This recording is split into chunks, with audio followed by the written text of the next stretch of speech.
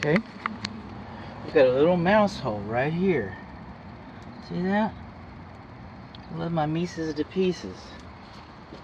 Now, in the water meter video you're soon to see, I mentioned that I failed to mention, but these are your main sewer cleanouts right here. You got a double cleanout. The home faces south, so this is the southeast corner of the garage.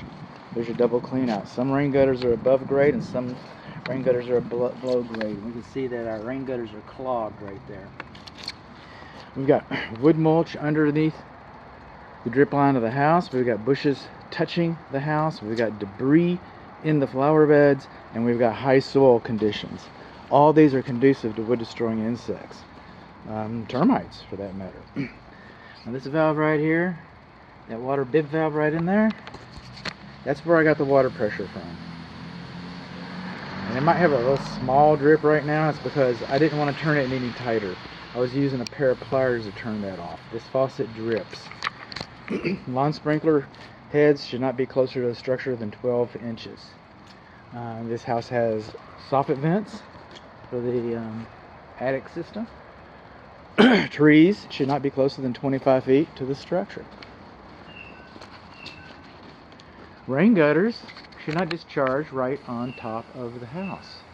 When the water comes gushing out of that from all the water it collected above, and it's going to cause premature wearing on the shingles right there. Now I get it, it's ugly. It'd be ugly to send another rain gutter down to this gutter, the downspout, diagonal downspout gutter to this. I get it. But anyway, it is a deficiency. So one that you live with, I don't know. One that you correct, I don't know that either. I don't know that either. When a vertical wall comes down and meets a diagonal wall, right here, kick-out flashing should have been installed. In fact, the rain gutter butt end should not be closer than 1 inch to the brickwork, and a kick-out flashing should have been installed right there. This is the formal dining area. This is a diagonal wall, and we've got some erosion in the brickwork right here, the mortar erosion. Not sure how that came about. I'm looking for obvious signs.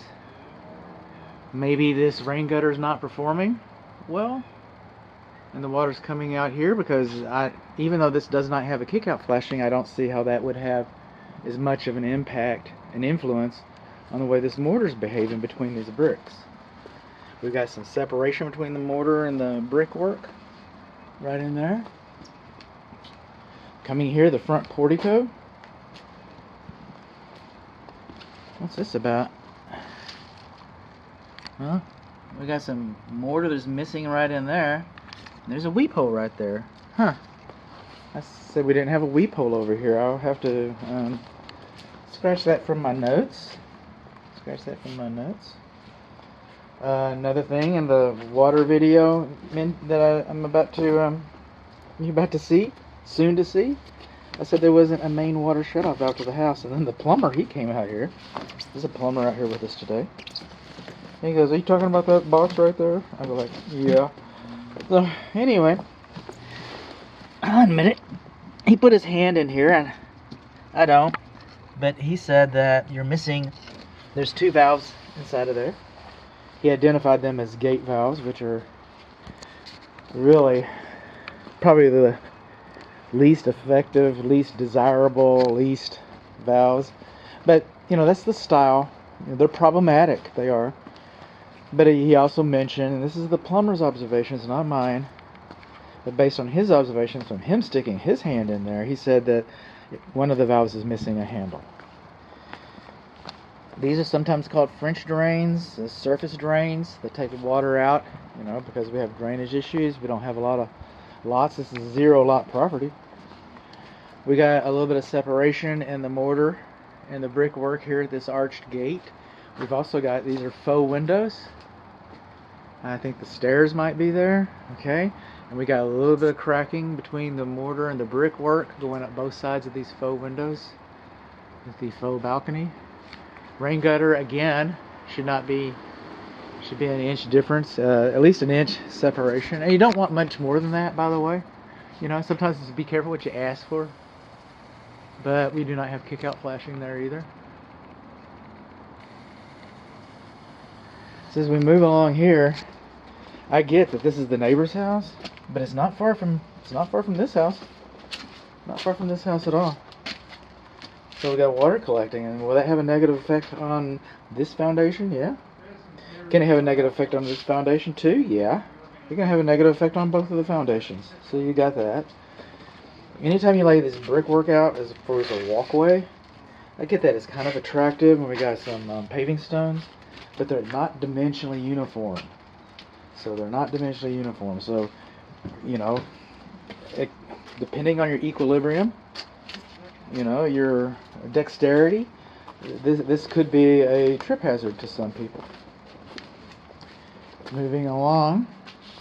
Okay, we've got a nice atrium over here. The atrium has not been, cannot ascertain that the ledger boards have been properly secured. And I just don't think they have been. And while, you know, 3 fasteners was, you know, suitable at one time and more attractive, by the way, speaking of attractive, but we do not have hangers for these boards. And then originally when they installed these columns, whoever it is that they are, when the columns were installed, okay, they didn't put stands underneath them. This one hasn't had a stand. And now the patio is kind of draining away. You can kind of see how water's collecting around it here a little bit. But when you compare it to this column over here, well, these are the stands I'm talking about. And see all the wood repair there?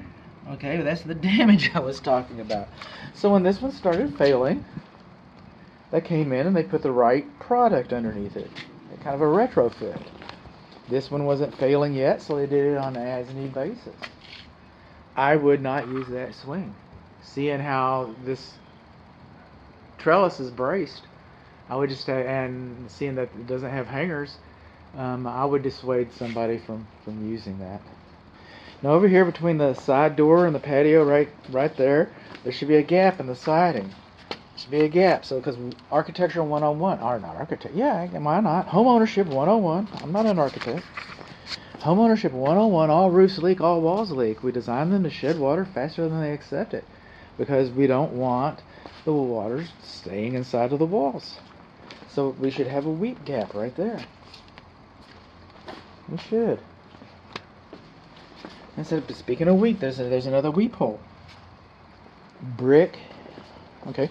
High soil, bushes touching the house, sprinkler too close, debris. I haven't seen any window screens, no window screens.